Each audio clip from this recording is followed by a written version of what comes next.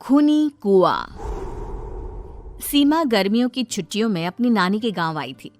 सीमा नानी के घर पहुंचने के बाद अपनी नानी के पैर छूती है और उनसे आशीर्वाद लेती है। तभी उसकी नानी उससे कहती है, इतनी बड़ी हो गई मेरी सीमा, चल जल्दी से हाथ मुंह धो ले, मैं तेरे लिए खाना लगा देती हूँ। भूख लगी होगी ना? हाँ नानी, भूख तो लग रही है मुझे, आपके हाथ के बने हुए पीले दाल और चावल खाने की। कितना टाइम हो गया है मुझे आपके हाथ का बना हुआ दाल चावल खाए हुए। तू तो नौकरी में व्यस्त थी, तो तुझे कहाँ से टाइम मिलेगा अपनी नानी के लिए? और जब इतने टाइम बाद आई है तो ज्यादा टाइम के लिए रुक कर जाएगी तू। हाँ नानी, इस बार पूरे 2 महीने के लिए आई हूँ। सीमा की नानी अंदर जाकर उसके लिए खाना बनाने लगती है। सीमा कमरे में अकेली होती है। तभी उसे किसी औरत के रोने की आवाज सुनाई देती है।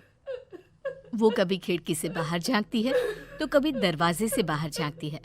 उसे समझ में नहीं आ रहा होता है कि आखिर रो कौन रहा है। तभी नानी खाना लेकर आ जाती है।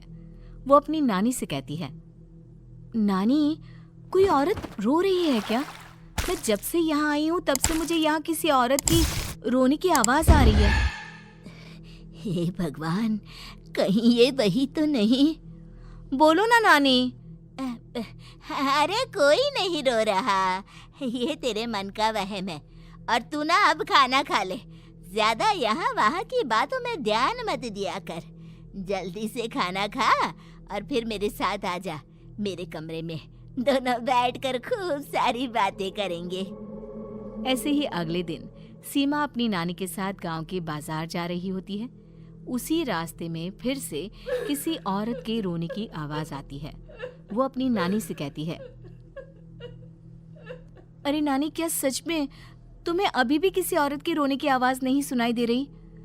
मुझे किसी औरत की बहुत बुरी तरीके से रोने और चीखने की आवाजें आ रही हैं। मैं बहुत परेशान हूँ नानी, आखिर ये कौन है?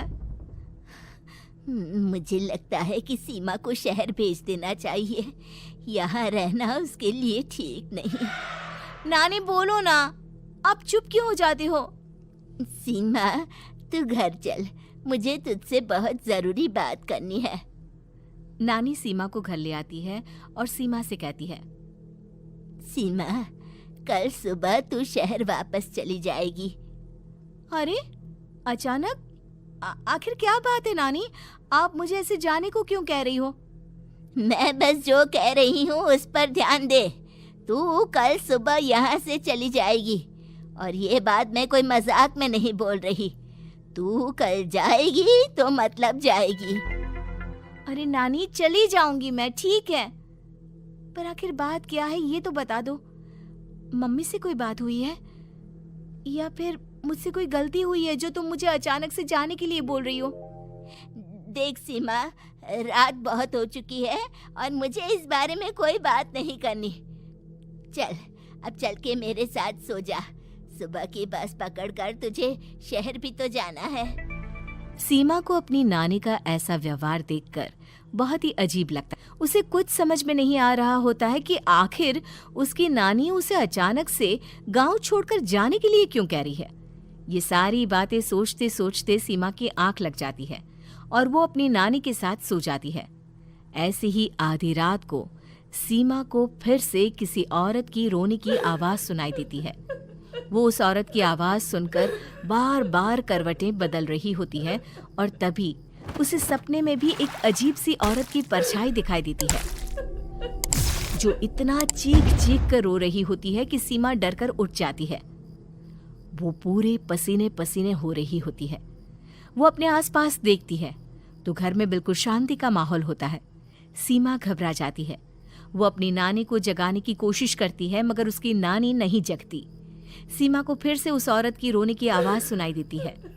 आखिरकार सीमा अपने आप को रोक नहीं पाती और वो घर का दरवाजा खोलकर बाहर निकलती है। आखिर ये माजरा क्या है? आज तो मैं पता करके रहूंगी। अब आवाज का पीछा करते हुए सीमा आधी रात को गांव के चौपाल के पास बने कुएं के पास पहुंच जाती है, जहां कुएं की चारों ओर बेड़ियां लगी होती हैं।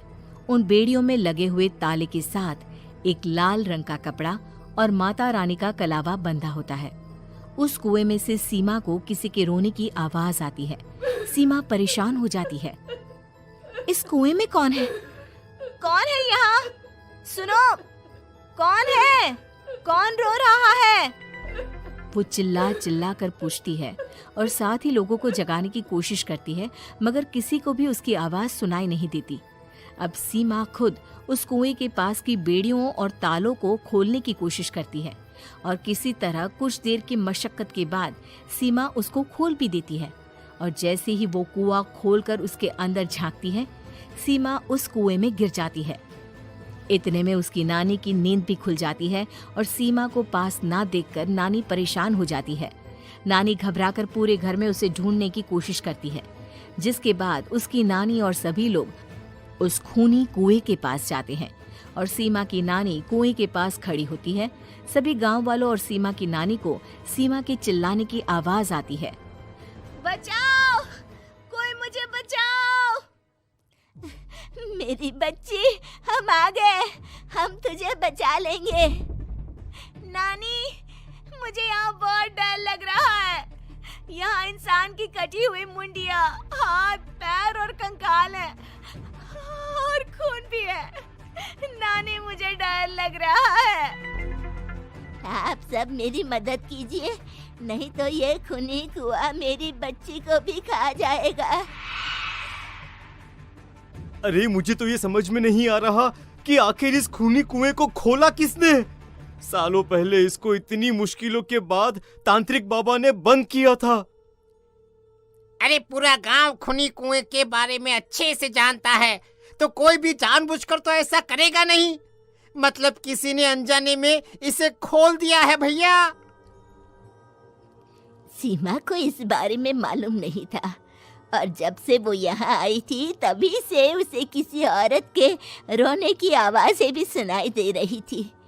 कहीं सीमा ने ही तो उसे नहीं खोला। अगर ऐसा है तो फिर सीमा का बचना बहुत मुश्किल है। वहीं कुएं के अंदर सीमा रोते हुए बैठी होती है कि उसे आवाज सुनाई देती है जो कुएं के बाहर खड़े गांव वालों में से किसी को सुनाई नहीं देता। आज सालों के बाद मुझे ताजा खून मिलेगा। तेरा खून पीकर आज मैं अपनी प्यास बुझाऊंगा।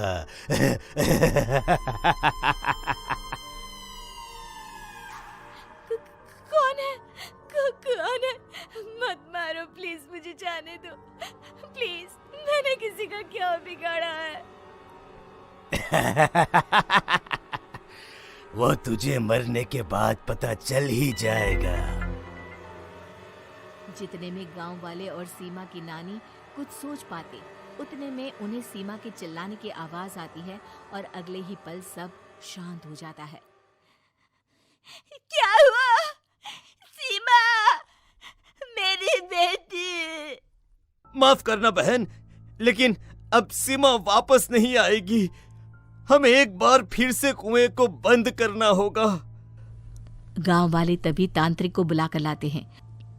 एक बार फिर अपनी शक्ति से तांत्रिक बाबा उस कुएं को हमेशा हमेशा के लिए बंद कर देते हैं और वहां एक बोर्ड लगा दिया जाता है कि यहाँ आना मना है।